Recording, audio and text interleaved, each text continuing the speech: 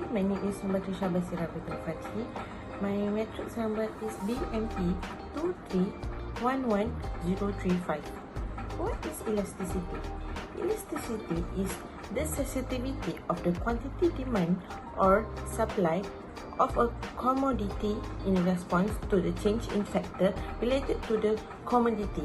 The elasticity of demand and supply can be useful tool for businesses to make crucial decisions like deciding the price of goods and services to maximize their profit.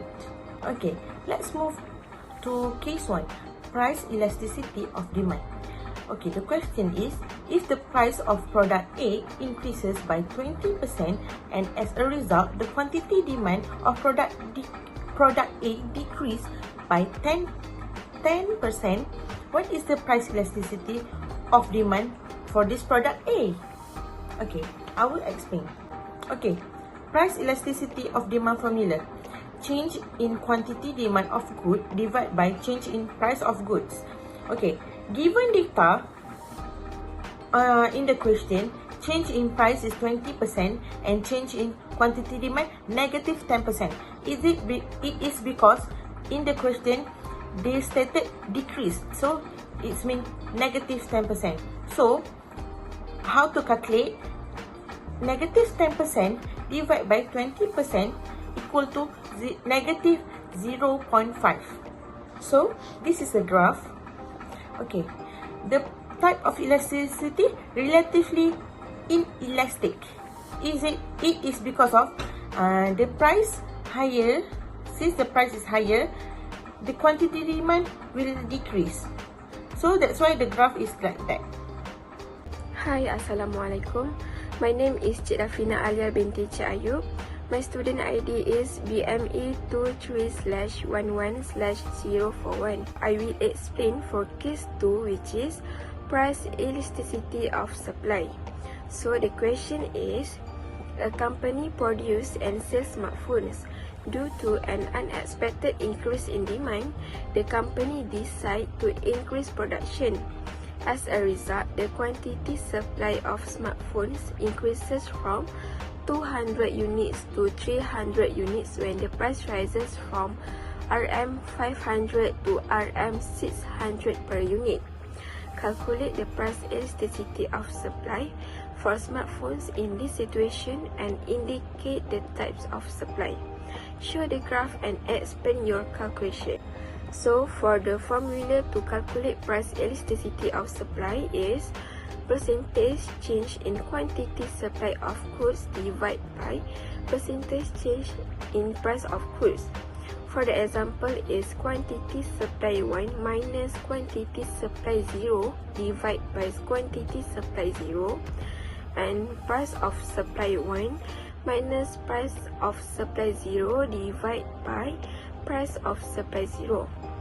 Okay, so the answer is 300 minus 200 divided by 200 equal to 0.5, and 600 minus 500 divided by 500 equal to 0.2, and then 0.5 divided by 0.2 equal to 2.5. So the price elasticity of supply is 2.5, and the types of supply is elastic because it's more than 1. So the graph show price of smartphone increase from 500 to 600 and quantity increase from 200 to 300. So that's all from me. Thank you. Hi, my name is KHUZAIFAH bin AZLAN. My number ID is BME2311031. I will continue for the case 3, which is income elasticity of demand. The question is, calculate the income elasticity of demand for goods Z between the two income levels, which is Rm30,000 to Rm35,000. And in the last of my parts, I will explain the types of goods. Let's move to the next slide. Okay, before we want to calculate the elasticity, income and demand, we have to know the percentage changes in quantity demand first. So the formula is the new quantity of demand minus old quantity of demand divide old quantity of demand times 100. The new quantity of demand is 240 minus the old quantity of demand, which is 210, divide 210 times 100. So we got 30 divide 210 times 100, which is the answer is 14.29%. That is percent changes in quantity demand. So we move to the next formula, which is we have to calculate the percent changes in income. The formula is new income minus old income divide old income times 100. The amount of new income is 35,000 minus old income, which is 30,000, divide 30,000 times 100, which is we get 5,000 divide 30,000 times 100. So the answer is 16.67%. That's what we get for percent changes in income. Okay, now so we are done solve the both equation, which is percentage changes in quantity demand and percentage changes in income. The formula for income elasticity of demand is the percentage changes in quantity demand divide the percentage changes in income. So for percentage changes in quantity demand is 14.29% divide percent changes in income, which is 16.67%. So the answer that we got is 0.857. The income of elasticity of demand for goods Z between the two income level, which is RM 30,000 to RM 35,000, is 0.857. Okay, so now I'm going to explain to you guys the types of goods. The types of goods we have two, which is the normal goods and the inferior goods.